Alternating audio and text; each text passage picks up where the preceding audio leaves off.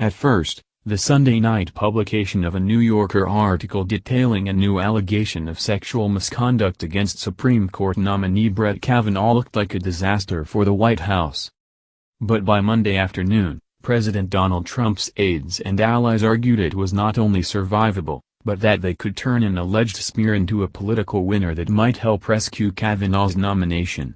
The judge's accusers had overplayed their hand. They insisted of the mounting charges, and revealed the coordinated partisan attack on an honorable man. Trump led the new offensive, telling reporters that the charges could be one of the single most unfair, unjust things to happen to a candidate for anything. The allegations are starting to feel like a vast left-wing conspiracy, counselor to the president Kellyanne Conway told CBS. In a letter to the Senate Judiciary Committee, Kavanaugh rejected the accusations as smears, pure and simple, adding, "The last-minute character assassination will not succeed." Senate Majority Leader Mitch McConnell attributed the charges to the resistance. Undergirding the firm response was the White House's belief that surrender in the face of what Republican loyalists consider a liberal assault would cost Trump dearly with conservative voters, a view drawn from internal White House polling.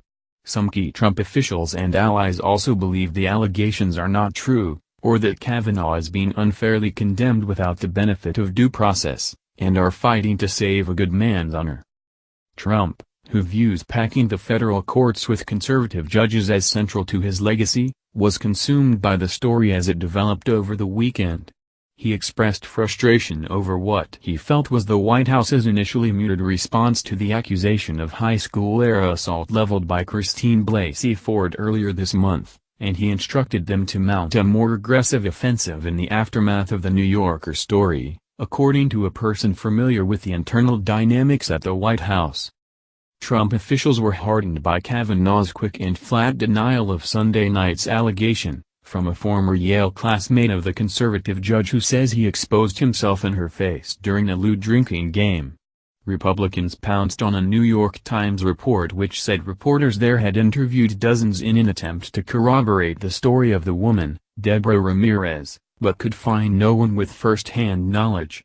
That fact was gleefully noted in press releases from the White House and the Republican National Committee, as well as a floor speech by McConnell.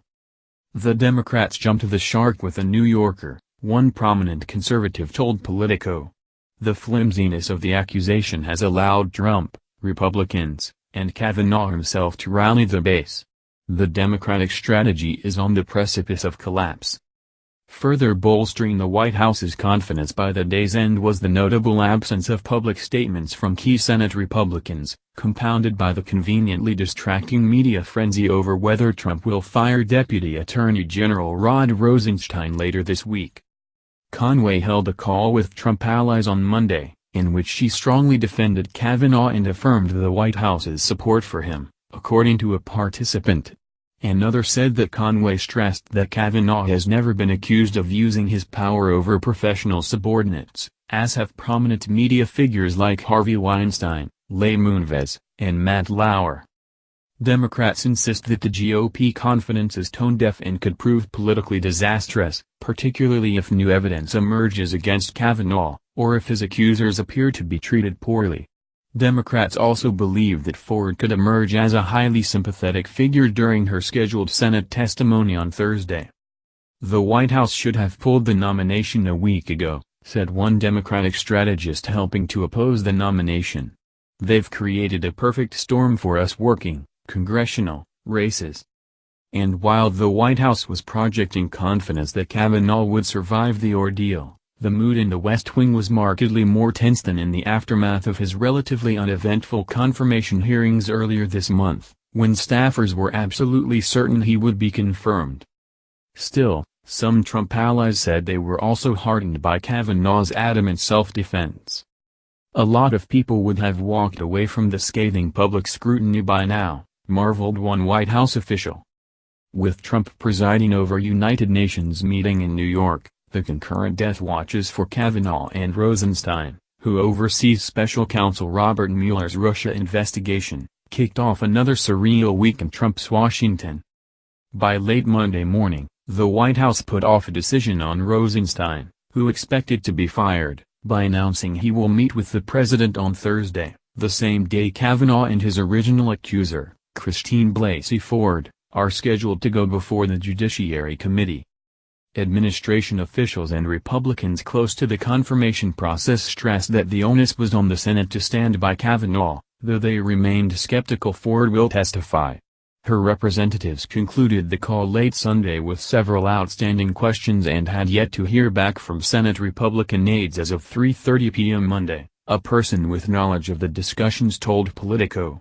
Ford told Senate Judiciary Chairman Chuck Grassley, Republican Iowa, in a personal letter written Saturday and released Monday that her chief motivation in bringing the allegation against Kavanaugh was to tell the truth about what he did.